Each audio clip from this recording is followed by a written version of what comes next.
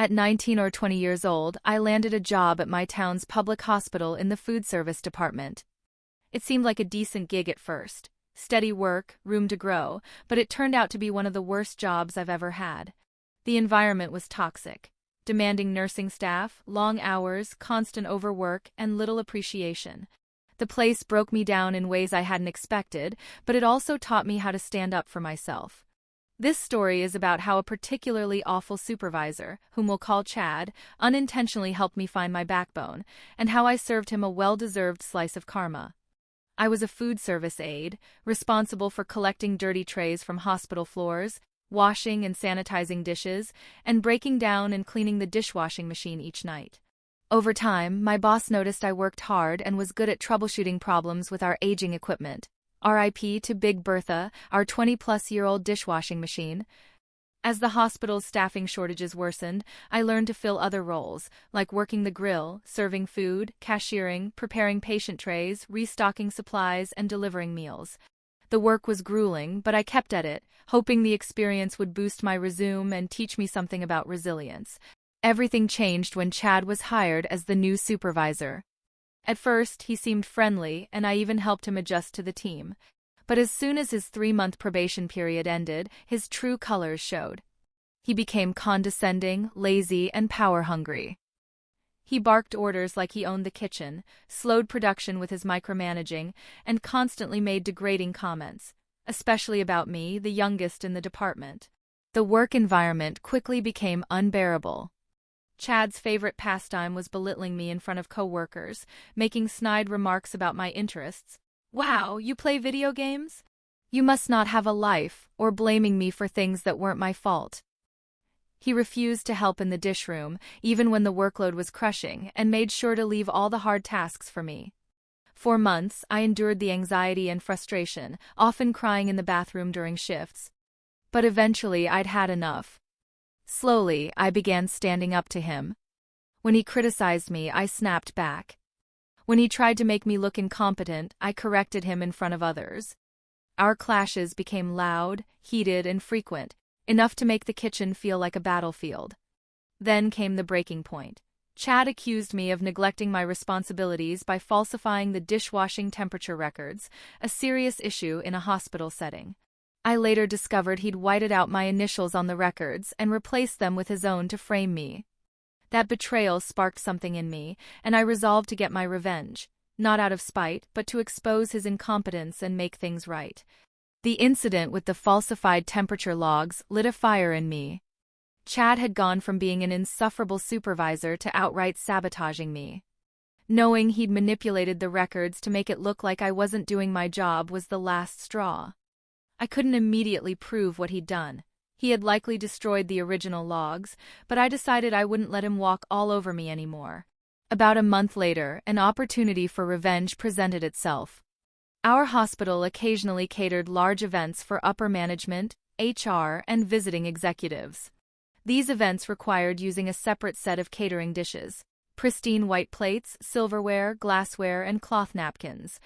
One of the biggest catering orders of the year came in, scheduled for about 150 people. It included full meals, desserts, beverages, and all the trimmings. Typically, when such a large order came in, the supervisor ensured extra hands were available to handle the workload. Not Chad. He scheduled me as the only dishwasher that afternoon. By the time the catering event ended, the dish room was already packed with carts full of dirty trays and dishes from hospital patients. Morning shift had run behind, so I had both breakfast and lunch trays to deal with, along with the usual steady flow of dirted cafeteria dishes. Then, Chad informed me I'd also be responsible for collecting and cleaning all the catering items. "You can handle it," he said with his usual smirk. "I have more important things to do." His dismissiveness infuriated me, but I didn't argue. Instead, I headed upstairs to the meeting room to begin cleaning up. As expected, the catering mess was massive. Dishes, tablecloths, and food scraps covered every surface. It would take at least 2 trips across the hospital to bring everything down to the dish room. Exhausted, I started loading the first cart. Then, I noticed the door to the HR office was slightly open, and 2 women, Jane and Jill, were chatting just within earshot. That's when my plan took shape. While loading the cart, I deliberately tripped over a chair that had been left slightly out of place. I went crashing to the floor, spraining my ankle in the process, and the glassware I was carrying shattered around me. Jane and Jill immediately rushed over, horrified. "Are you okay?" Jill asked, helping me up. "I'm fine," I said, wincing and holding back tears. "I'm sorry, please don't tell my boss." Their concern only grew when I explained that I was the only dishwasher scheduled to handle the catering cleanup, on top of my usual duties. As they helped me into a chair, I couldn't hold back the stress any longer. I broke down crying and told them everything. How short-staffed we were, how overwhelmed I was, and how Chad refused to lift a finger to help me. Jane and Jill were outraged. After calming me down, they insisted on coming to the dish room to see the situation for themselves. Limping slightly, I led them there, pausing just outside the staff door. "Wait here," I whispered. "You need to hear this." I pushed the catering carts inside, where Chad immediately started yelling. "What the hell took you so long?" he barked. "I had to load everything myself," I shot back. "What did you expect, Chad? I expect you to stop making excuses and do your damn job. How am I supposed to wash these dishes while running all over the hospital to pick up catering orders?" "Not my problem," he snapped. "If you can't handle it, maybe you shouldn't be here." That was the moment Jane and Jill stepped in.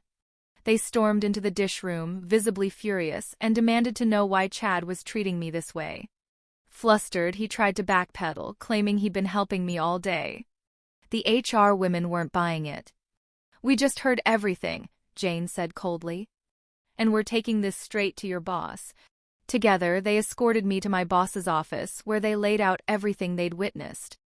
When I added my own account, boss was appalled, not only by Chad's behavior but by the state of the dish room and the workload I'd been left to handle alone. Boss immediately called Chad in. When he arrived, his usual smug attitude was gone, replaced by visible nerves. He stammered through excuses, but boss wasn't having it. "This is what's going to happen," boss said firmly. "OP is going home for the day and taking 2 days off to recover.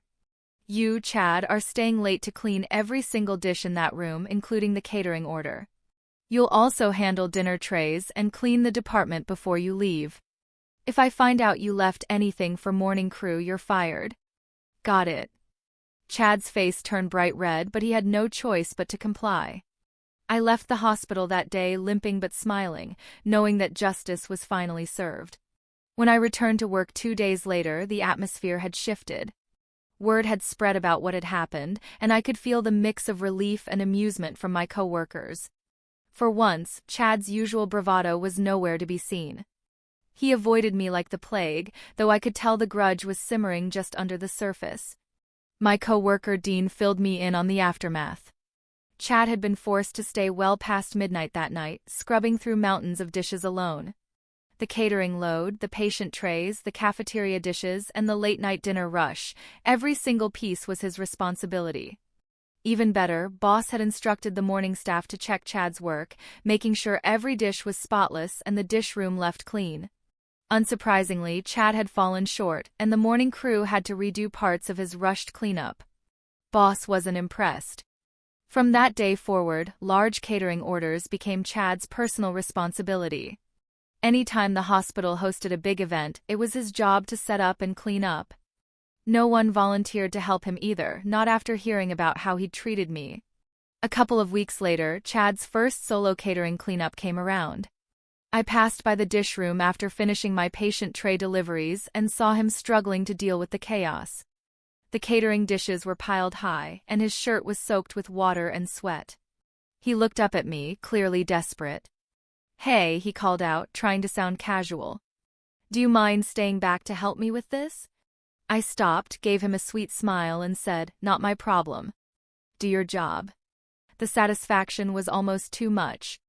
I walked away without a second glance, savoring the moment. Meanwhile, things continued to improve for the department. HR took the understaffing issue seriously after my breakdown in front of Jane and Jill. Within weeks, we saw new positions open up on the schedule, and the hiring process began. Though it took time to fill those slots, the promise of reinforcements lifted morale. Chad, however, didn't stick around much longer. After about 8 weeks, he quit and moved back to his old town, taking his incompetence and toxicity with him. His departure was a relief to everyone, and we felt like we could finally breathe again. For me, the experience was more than just a lesson in standing up for myself. It was validation. Chad had tried to tear me down for months, but in the end, he was the one who fell. I'd started the job as a shy, awkward 20-year-old afraid to speak up. By the time I left the hospital, I was stronger, more assertive, and unafraid to fight for what I deserved. Chad's departure marked a turning point, not just for me but for the entire department. Without his toxic influence, the workplace became more manageable. With new hires slowly filling the empty slots, the crushing workload eased and morale started to improve. The job was still tough, but it was a different kind of tough, one that felt more like teamwork and less like survival. Looking back, I'm proud of how I handled everything. Sure, the sprained ankle and public breakdown weren't exactly my finest moments, but they led to real change. Speaking up, even indirectly, showed me that my voice mattered, even in the face of someone like Chad. More than anything, it reminded me that no one deserves to be walked over, no matter their age, experience, or role in a workplace. Leaving the hospital was bittersweet. By the time I moved on, I wasn't the shy, conflict-averse person I'd been when I started. I had learned to stand my ground, value my contributions, and, most importantly, advocate for myself. Those lessons stayed with me, shaping the way I approach challenges to this day. To anyone struggling with a toxic work environment, my advice is simple: don't let fear or frustration silence you. Find the right moment, the right people, and speak up. It might not be easy, but it can make all the difference. Thanks for sticking with me through this story. If you enjoyed it, or if it resonated with you, consider following my channel for more tales like this. Let's keep sharing, learning, and growing together.